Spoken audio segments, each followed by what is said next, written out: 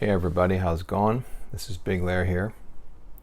Today is September 3rd, 2019. It's Tuesday. I'm here in Japan.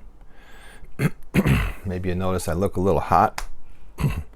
Temperature today is around 90 degrees Fahrenheit, which I think is about, 32 or 33 degrees Celsius. It's been quite hot. I think most of my videos I'm wearing tank tops. And I just heard a while ago from someone in the States, one of my family members, they had caught or heard I had made some videos and they saw I was wearing a tank top and they said, "Hey, why are you wearing a tank top? Nobody wears those in America. Those are called wife beaters." When did that start? I never heard that. I guess I've been away too long. That's kind of strange that an article of clothing would get such a negative connotation. Here in Japan, you don't see too many guys wearing tank tops. Usually younger guys, maybe around high school, college age. And then I see older guys, guys like retired dudes, maybe, 65, 70. You'll see guys, they have like a white, mine's black, but they usually have a white tank top that they're wearing out and about. So that's kind of fun. But when I lived in Malaysia, a lot of people wore tank tops. Of course, in Malaysia, it's always in the 90s, high humidity. You get a lot of rain, or a little bit of rain every day, actually. So I saw a lot of people wearing tank tops. And yeah, anywhere I went, I could wear a tank top in Malaysia. Now, here in Japan, I don't wear tank tops when I go out. Like I go out to a restaurant or to a store somewhere. Why? Because my tattoo, I don't know how much you can see there in the camera, is a traditional Japanese tattoo. The one where they do it with they used to, everyone thinks it's done with a bamboo stick, and it might have been, 70, 80 years, up until 70, 80 years ago. But the guy who did mine, probably the best tattoo artist in Japan. And that's not just me saying that because I have his tattoo. That's me living in Japan for 20, I haven't lived here for 20 years. I've been living outside of the US for 21. 7 of those were in Malaysia. So 14 years in Japan. I've met a lot of people in Japan, a lot of tattoo artists. I've been places and people have just seen my tattoo kind of stick out of the bottom of my sleeve. And they've said, "Wow, who did that?" And when I tell them, even other tattoo artists, they'll say, "Oh my God, that guy's the best. You're so lucky he did that for you." So, and in Japan, if you go out in public and show tattoos like this, there are some places they won't allow you to enter. And they have some kind of laws about having tattoos and going to public places. Just the fact that I have this sort of tattoo, maybe under some strange obscure law they have here in Japan, means that I'm associated with organized crime. Now in Japan, organized crime, the guys traditionally have had these same kind of tattoos. They call them wabori or tebori. Wabori just means a Japanese style tattoo. Tebori means, done by hand. So yeah, you don't see guys running around flashing their tattoos ever. Of course, foreigners come, tourists, a lot of tourists in Japan now, they have tattoos. Nobody thinks anything. And of course, if someone sees me, they know I'm not an organized crime. So that's not an issue. But there are still places I'm not allowed to go, like swimming pools and public baths, open air baths. I think at the beach, someone would probably tell me to put a shirt on. Yeah, swimming pools are out of the question. Although I did find one swimming pool way up in the mountains near the northern or the southern Alps, just north of from where I am now, my current location. Beautiful little tiny town with a super nice indoor pool. Almost no one uses it. And the guy who was in charge of that place said to me, "Yeah, no problem. We don't have a problem with you swimming and people seeing your tattoo." So that was pretty cool, I thought. Getting back to the tattoo, tattoo style. People think they did it with bamboo. Yeah, they sharpened bamboo and they did it. They might have done that, like I said, 70, 80 years ago. I did have a grandfather who came through Asia during the Depression, and he got some tattoos, and it sounded like that's how they did them.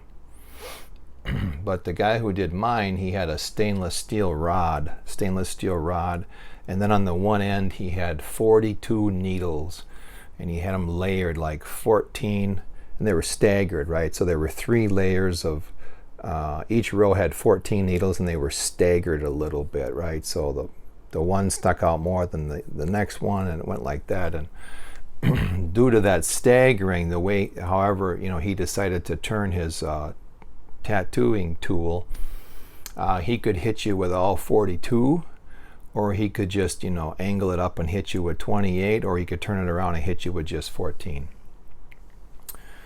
And fantastic tattoo artist. I guess I give a shout out to him. His name is Hideyoshi III. In English, we would say Hideyoshi III. He's in Yokohama. Fantastic guy. Probably one of the best artists I've seen in my life. And that's saying a lot because I'm an artist myself. And a friend of mine in the States, his dad was probably the greatest living sculptor while he was alive. Probably, I say, because, there may have been some obscure person somewhere that no one ever knew about, but this guy was, absolutely in the top 3, but I think from what I knew from the guy, he was probably the best. So I understand art, and I've met a lot of very high caliber people in the arts. So this guy in Japan here, oh man, he's fantastic. One of the best artists I've ever seen in my life. And he's fast. I don't care what tattoo artist you talk to in Japan, if you mention this guy's name, everyone will say he is fast and he is good. Good as in a fantastic artist. He's good at the artistic side of it, but he's fast. He puts in ink, he lays in ink faster than anybody. Like my tattoo, goes from the bottom of from my elbow up, and it goes underneath my nipple area all around my chest. A big tattoo. He did all of the outline. Now he did use a normal electric modern tattoo gun for the outline only, and then everything else was done with a traditional, what they call the teibori, right? That 42 needle thing. He did the whole outline and then part of the black work on the bottom of my arm in 1 hour and 30 minutes. He was tattooing as fast or faster than I could draw on a piece of paper with a marker.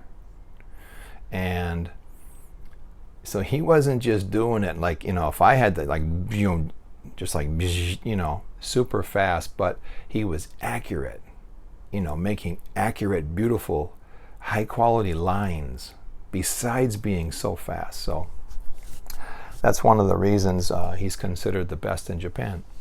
So anyway, that's just a little history of me there. And I had this done 25 years ago. Yeah, it's been 25 years now. Some of the colors have faded, and that's only because I've spent a lot of time in the sun in the last 25 years. I do not use sunscreen. I tried it a couple of times. Had, what can I say? Did not have positive outcomes using sunscreen, so I don't use it. And it's my personal feeling that if you want to get skin cancer, hey, go ahead and put lots of sunscreen on, you'll get sun cancer. Skin cancer, sorry, I said sun cancer. You'll get skin cancer. That's just my personal belief. If you don't agree with me or you think something else, hey, I'm cool with that too. Okay, what was I going to talk about here today? Well, probably some of you watching this video, you know me from a previous Discord channel that I was a member of. We were all together on a certain Patreon channel. And just a second here. It's pretty dry. Okay, you know me from this Patreon and Discord channel. And there were a lot of things, a lot of topics I wanted to discuss, but I held off on. Namely because, hey, it wasn't my show, you know. It was someone else's show, and I don't want to steal anyone's thunder. And now I'm no longer part of those channels. So I'm back off on my own. And so one of the things I wanted to talk about, and I've had a couple people ask me about this over the last couple months, and I haven't really answered anyone, and so I thought, you know, now's a good time to answer that. I've been pretty blessed in that I've been surrounded by psychic people most of my life. I didn't always realize it, especially when I was a kid, but then as I grew up and got older, got out of high school, then I realized a lot of things. And I'm not going to name any names, but I have 3 very close relatives who I consider to be psychic, or to have, psychic powers. And I don't want to name any names because I know the people would be unhappy if I was saying their names on a video on YouTube here, but I just kind of want to tell you where I'm coming from. So the first person I know who's quite psychic, I wish this person had an interest in cryptocurrencies, because if they did, they would probably in very short order become a billionaire from cryptocurrencies. This individual is amazingly accurate with numbers. Amazingly accurate. And one of this person's abilities is to look at someone and understand how they're going to die and when they're going to die, down to the day. Now, for most psychics, timing is a bitch, timing is tough.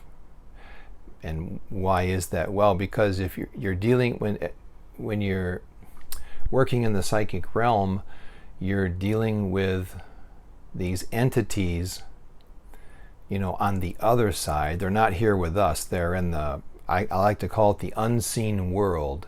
And that just sort of encapsulates everything outside of our world here. I can touch my computer, I could touch my iPhone with a camera that I'm recording, I can touch my mic. That's the physical world we're in now. Everything else is called the unseen world, where, we have these spirit guides, angels, ghosts, all that other stuff that is normally unseen, I call the unseen world. So the reason that timing is such a difficult thing to do is because you're dealing with these entities or beings in this unseen world, and in the unseen world, time does not matter. Now, I've had a really hard time, a really tough time through the years trying to wrap my head around this idea of time not being a factor, time meaning nothing in this world, and it's just really hard to understand. Just to wrap your head around it. But that's what it is. So you're dealing with entities who are not concerned with time. So most psychics cannot tell you the timing on things. Most. Some can. This individual that I know can get right down to the date when you're going to pass away, whether it's, in 2 weeks, in 2 years, in 12 years. I know this individual is good, and because of this person's ability to do this, they've sort of shut themselves off from life, from everyone, and they just leave this very, not a solitary life, because this person has a family, but they really keep themselves in a tight, social network, and don't have in-depth conversations with people. And I think it's because the person doesn't want to see, when are all of his or hers immediate family going to pass away, and how are they going to die? What a horrible thing to know, right? So, but this person loves gambling. This person loves gambling and is good at it. And I say gambling, I mean like going to a casino, doing slot machines, betting on sports events, boxing matches, football games, basketball games. I've seen this person pick some crazy sporting things. When you get into very serious betting on sports, it's not, you don't have a, okay, now I don't know much about sports, and I'm going to use some football examples here, and these examples may be wrong, but don't get down on me because I'm not interested in sports at all. But so when you get serious about sports betting, it's not just, are the Packers going to beat the Denver Broncos?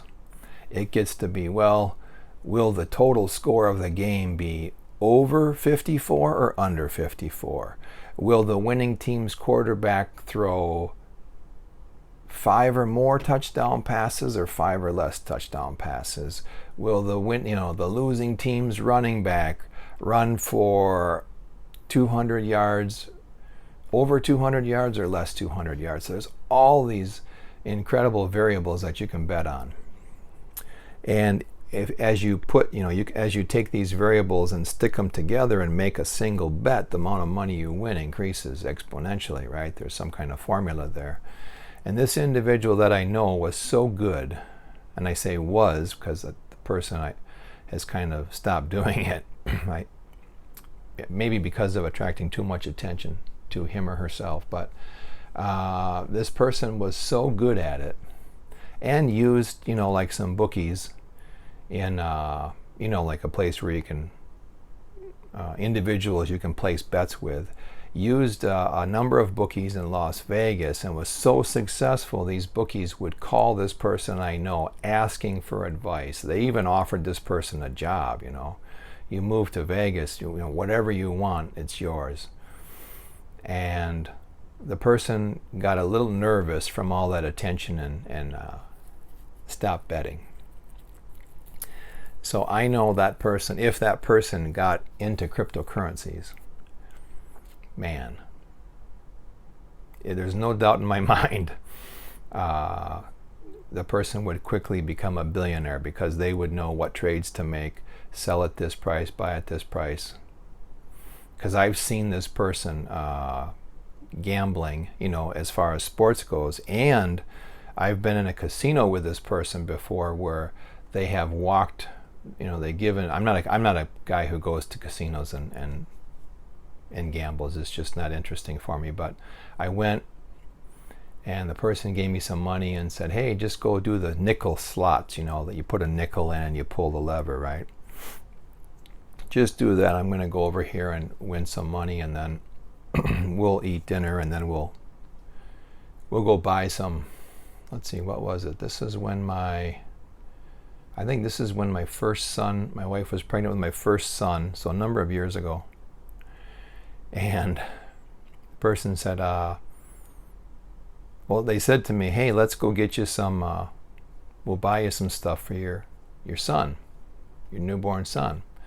And wasn't born yet, but I'm like, oh, okay, cool.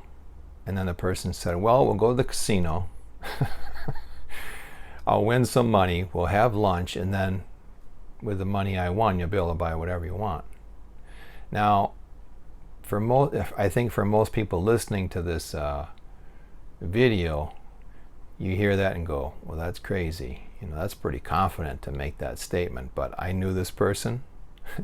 I've seen this person do similar things, so I wasn't doubting in any way. So we went there, a person gave me some money, play the nickel slots. I'm playing the nickel slots. The person walks all the way down the other end of the casino where there's the dollar slots. And this person doesn't just put in $1 and pull it. You can put in and bet like, this row, that row, diagonal, all this different stuff. You can take a dollar machine and get up to like, what, 20 some dollars for a bet, I think, if I'm not mistaken. Maybe it's more now. But you can make all kinds of combinations, and of course that will increase the amount you win. This person knew all about that. So I'm playing the nickel things, and I'm almost like I'm winning enough to keep going, but I'm not hitting any jackpots. So, and this person is, really far down the casino. I don't know, probably 50 yards, so we're talking like half a football field away. These casinos are huge, right? This is in Wisconsin, in Black River Falls. Black River Falls, there's lots of Indian casinos. Anyway, so I'm playing. It's noisy, right? Everyone's doing the slots. And I can faintly hear someone calling my name. And I'm thinking, because I had been in Japan, a couple years, and I was thinking, well, who would be calling my name? Who knows me here? Because I don't live in Black River Falls. I'm about a 90 minute to 2 hour drive away. So I'm thinking, wow, is there really someone here who knows me? Forgetting that I came with this person.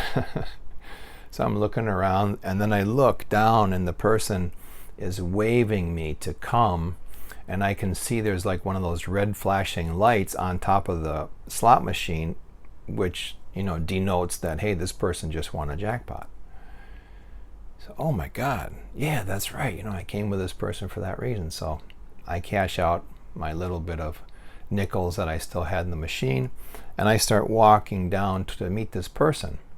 And as I'm walking, I see this person lean over, put money into the machine next to the machine that they just hit the jackpot on. And before I could get up to this person, I'm only walking 50 yards, boom, that machine hits a jackpot.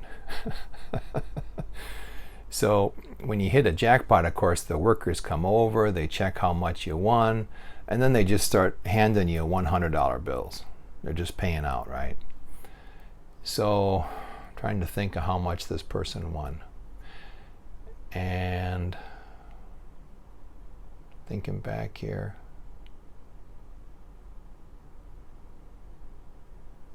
Man, this person told the worker at the casino, the guy started counting out $100 bills in this person's hand. The person said, no, not in my hand. Put the first 15 in his hand. So guy's like, okay, whatever. And he goes, man, you're lucky, huh? This person must really like you.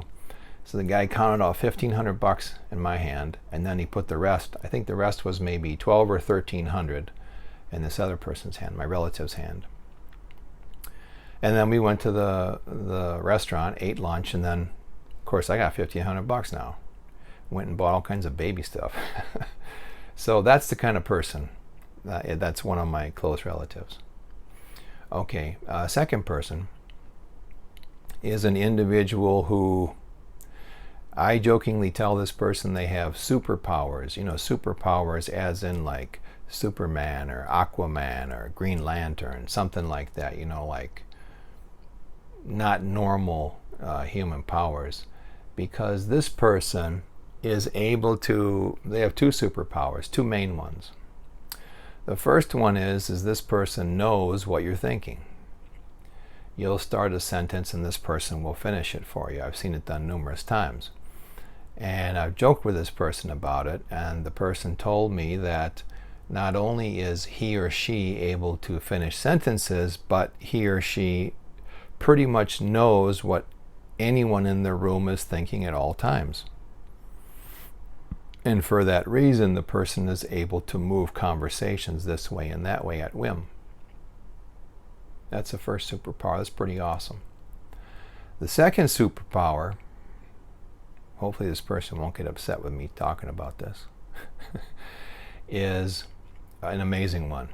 This person is able to manifest things. Now, when I say manifest things, I'm talking, for example, like, I've got my empty hand here, and then this person like manifests something in your hand just suddenly. Well, I haven't actually seen the manifestation in front of my eyes take place that fast, but I've seen the person say, I'm going to manifest XYZ in this drawer, and then come back an hour later and that thing is in the drawer, and I've checked the drawer, and this person has done it with obscure enough objects to prove to me that it's not a trick. It's not some kind of magic thing they bought off the internet, or they went to Amazon and got some magic trick or something. No, no, no. These are very obscure things, you know. It reminds me, what was it, Carl Jung, when he was discussing or writing a paper on synchronicity, had this Egyptian scarab beetle walk across his desk. It's a story something like that. So can you imagine, you know, being in Wisconsin? Now, the person did not manifest an Egyptian scarab beetle for me, but an object that would be just as odd in Wisconsin, in America, right, was manifested to prove to me that, wow, this is pretty amazing. Now, the person doesn't do it a lot. I think that if I would had that ability, man, I'd be doing it all the time. I'd be like chucking out gold bars every day, right? Or other things, maybe more valuable things. Anyway, so that person is a close relative. And the third person is someone I've known for a number of years, of course, obviously, being a relative. Younger than me. So far, the first two people were older than me. The next person's about 10 years younger than me. And I took this person to the psychic camp in Wanawak, Wisconsin, a number of years ago. I don't know if any of you, well, some of you are in America. Maybe some of you watching this are not in America, but I'm from Wisconsin, which is an upper Midwest state. It's just west of the Great Lakes, just under Canada. Chicago is in Illinois. Illinois is the state just south of Wisconsin. So most people kind of know those landmarks. And there's a little town called Wanawak, or Waniwak, depending on who you ask on the pronunciation.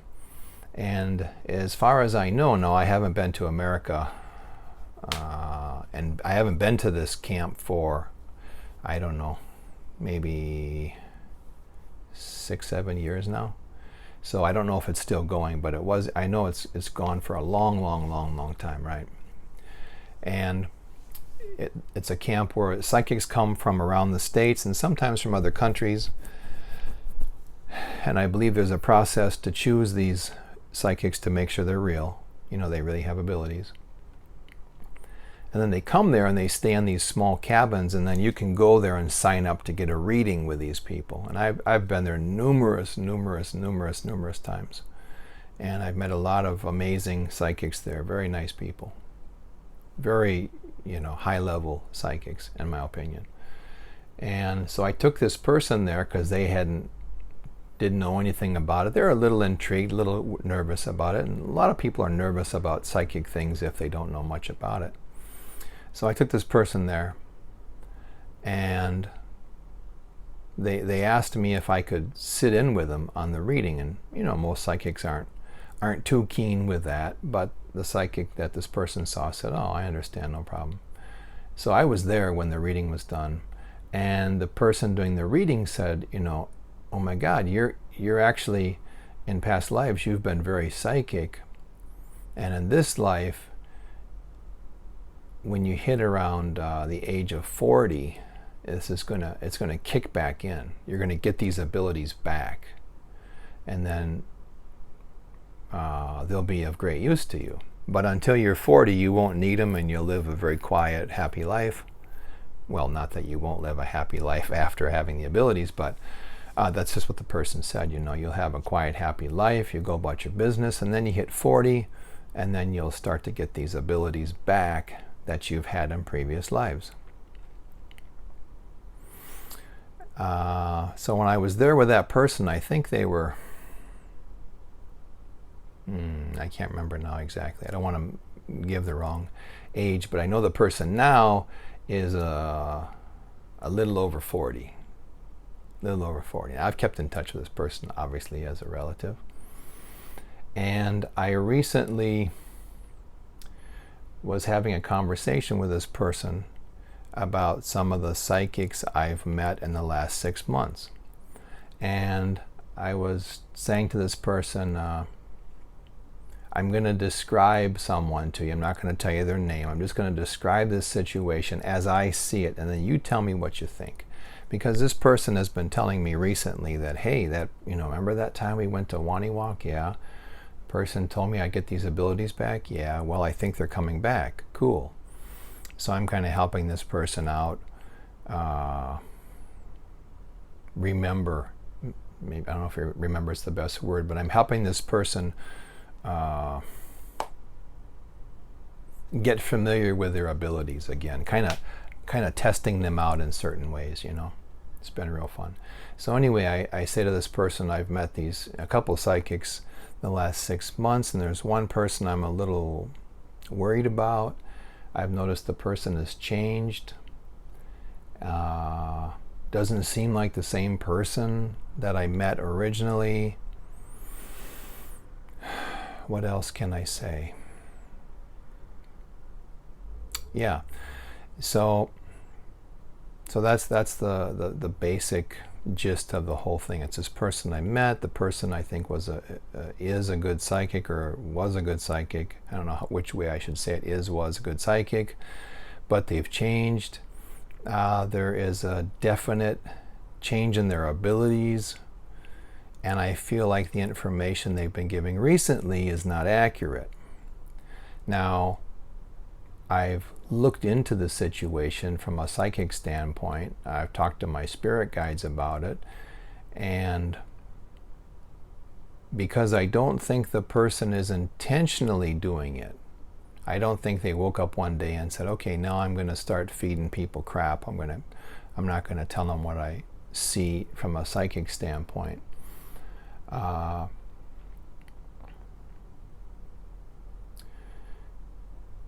I don't think that happened, but something else happened. And then this person that I'm talking to, who's, getting their psychic gifts back, said, well, don't you have another idea about what's happening? And I said, well, yeah, I do. I wasn't going to tell you that, though. Okay, I'll tell you. And I said, I think this person, the psychic that I know, was accurate about things, but they drew too much attention to themselves. And when you're a psychic, if you draw too much attention to yourself, and you do it in a negative manner, and by a negative manner, I mean you talk about the wrong things. There are things you can talk about, and everyone will be happy to hear it. Doesn't matter if they're a good person or a bad person. But there are other things that you talk about. Good people will say, oh, wow, that's amazing. Bad people will say, like, oh, you shouldn't be talking about that. And so I think this person had a visit by someone.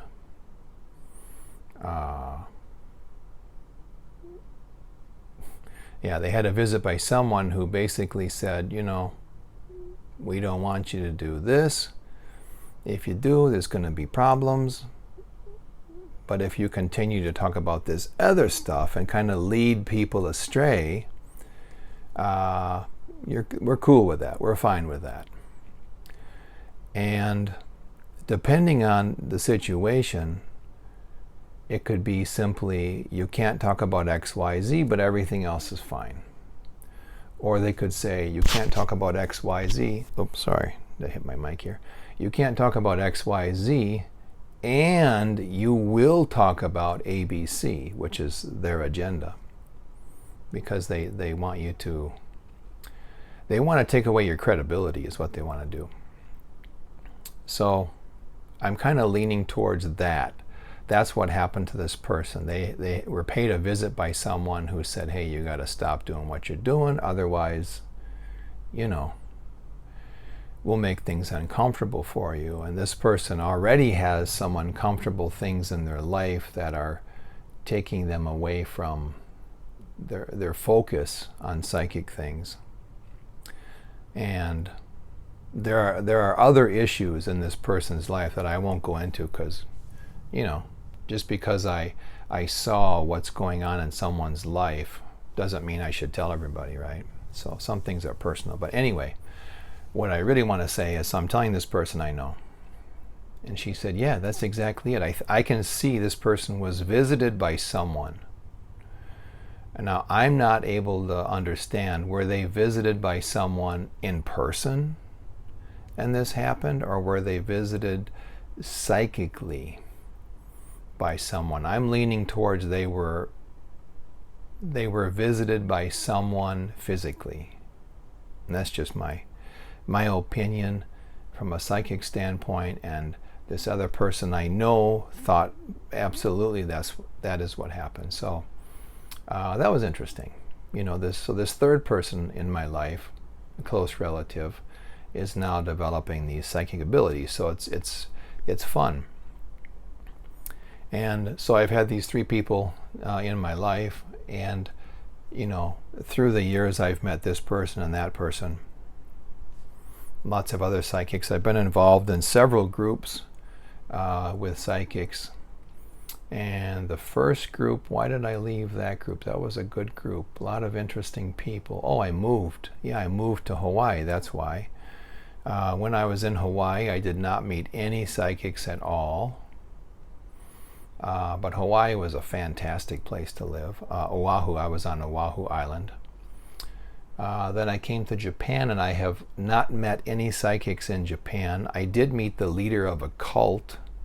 That was a crazy lady. Man, that was something else.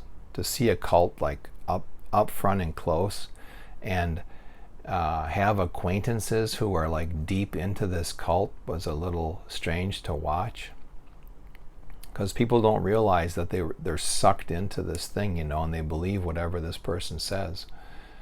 So yeah, there was that person who claimed to be psychic, but they weren't. And I actually was introduced to this cult leader. I'll say cult leader. No one in Japan would call this person a cult leader, but I'm going to call a spade a spade. This person. So I met this cult leader because of these acquaintances I had. They thought I'd be a good person to meet this lady. And right away, I could see what she was doing. I could just see everything. It was laid out in front of me. And there are times when my spirit guides are really fantastic. They'll like show up. They'll show up and they'll like, it's almost like we're in court. Like they're there and they're telling me everything, this, and this. And this cult leader she might have some abilities, because I think she sensed I'm not just the average guy. And she tried to, we're speaking Japanese, so she had an advantage, of course, in the language, because I'm not a native Japanese, and this lady was about 15 years older than me at the time. My Japanese is fluent. I feel confident speaking with anyone. However, if you don't grow up in a country, there's a lot of things you don't know just culturally. So I would say she had an advantage over me with the language, but I was able to more than make up for that because of my spirit guides and what they told me. And I don't want to say I was speaking in tongues, but I was able to speak very clear. I don't want to say very clear Japanese. No, that sounds funny. I should say I was able to speak to this lady and give her information that she knew I had no way of knowing. So that was pretty interesting. I just shut down her whole thing, and the lady got like really upset in front of all these people. And I remember saying to her, I'm not sure why you're upset. We're just here talking. These people that I know and thought it'd be nice for us to talk, and from the get-go you attacked me. I'm not sure why. And then I told you some information about yourself to let you know who I am, and now you're upset with it. So I don't understand why you would attack me, accusing me of things that are not true, but when I tell you the truth about yourself, you're upset. And it was almost like this lady had a nervous breakdown. She just sat there like shaking, not being able to say a word. So I just got up and said, we're done here. And the strangest thing is everyone in the room, or no one, I should say, no one in the room caught what happened between us. They all thought we had a good talk. So that's how brainwashed these people were in Japan, and probably still are. And it was sad because there were kids involved too, you know. And then there was another lady I met who called herself a palm reader. She was probably quite psychic, but she played it down a lot. And she had seen some interesting things that I was able to confirm, because I had seen some things in Japan here, talking about like goblins and some non-human entities, which could be referred to as aliens. Had seen those here in Japan, and I was just looking for someone who could say, yeah, I've seen these things too, and that would be that lady. She was very scared to talk about it, though. I think I mentioned that in a previous video. Yeah. So that's all I want to say about that. I don't know how long this video is taken here, so I'm going to stop right here. I'll just call this my my second introduction to Big Lair. I hope all of you found a little, maybe this a little bit interesting. I've got some other topics I'm going to talk about related to woo-woo. I don't think I'll ever say much about cryptocurrencies. I know those of you who knew me from this other group, we talked a lot about cryptocurrencies. I have some views on cryptocurrencies that are probably different than the rest of you, and I know that when you have views that are too different from a lot of people just shut down and they're unable to hear the message. So I probably will not be talking about cryptocurrencies that much or at all.